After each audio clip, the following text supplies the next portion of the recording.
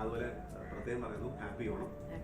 ഞാൻ ഹാപ്പി ഓണം എന്ന് പറയുന്നത് നമ്മൾ ആ അർത്ഥത്തിൽ തന്നെ അത് കാണണം കേട്ടോ. ഞാൻ അത് ഉദ്ദേശിച്ച് പറഞ്ഞു, ഈ ഓണത്തിനാണ് എല്ലാവരും ഒരു ഒത്തൊരുമയോട് കൂടി കൂട്ടായ്മയും പൂക്കള മത്സരവും സ്നേഹവും സാഹൃദ്യവും ഒക്കെ ആയിട്ട് ഇരിക്കുന്നത്. അപ്പം പല കുടുംബങ്ങളിൽ അതില്ല. അപ്പം അതില്ലാതെ വരുമ്പോൾ ബുദ്ധിമുട്ട് എന്താണെന്ന് വെച്ചാൽ ഈ ആഘോഷങ്ങളൊക്കെ പുറകോട്ട് പിന്നെ എല്ലാവർക്കും ആഘോഷിക്കേണ്ട ഒരു കാര്യമാണല്ലോ. എല്ലാവരും എന്താ പറയണം, എല്ലാ മതക്കാരും ഒരുമയോടുകൂടി ആഘോഷിക്കേണ്ട ഒരു ഇതാണ്. അതാണ് ഇതിന്റെ ഒരു കോൺസെപ്റ്റ്. അപ്പം ഇതില് മതക്കാരും എന്ന് പറയേണ്ട ആവശ്യമില്ല. കാരണം എല്ലാ മനുഷ്യരും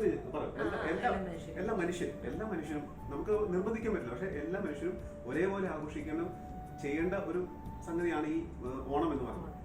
ആഘോഷത്തിന് പുറമെ അവനവന്റെ വീടുകളിൽ നിന്ന് സ്നേഹവും ഒത്തൊരുമയും ഇതെല്ലാം ഉണ്ടാവണം.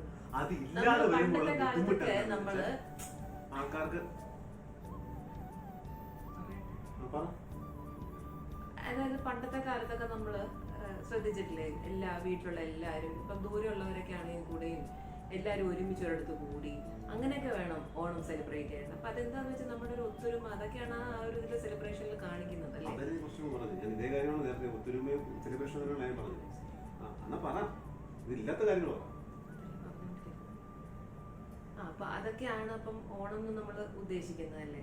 ഇപ്പം ഞങ്ങൾ വേറെ ഒന്നുമല്ല പറയുന്നത്, അത് ഈ ഒറ്റയ്ക്ക് താമസിക്കുന്ന കുടുംബക്കാരെ ന്യൂക്ലിയർ ഫാമിലീസ് എന്ന് പറയുമ്പോൾ അധികം എണ്ണമില്ല ആൾക്കാരെ. അപ്പം അവരെ സംബന്ധിച്ച് അവർക്ക് സമ്മതിക്കരുത്, ഇടയ്ക്ക് ഒരു ഓവർലാപ്പ് ചെയ്തുകൊണ്ടിരിക്കുന്നു. നീ പറയാത്ത കാരണമാണല്ലോ ഞാൻ പറയേണ്ടി വരുന്നത്. ഞാൻ പറയുന്ന കാര്യങ്ങളല്ലോ നീ പറയുന്നത്. അല്ലെങ്കിൽ ഞാൻ പറഞ്ഞ കാര്യം തന്നെ വീണ്ടും ഉറപ്പിച്ചു വന്ന കാര്യമല്ല. ഞാൻ പറയാത്ത കാര്യങ്ങൾ നീ പറ. എന്തെങ്കിലും പറയാനുണ്ടോ?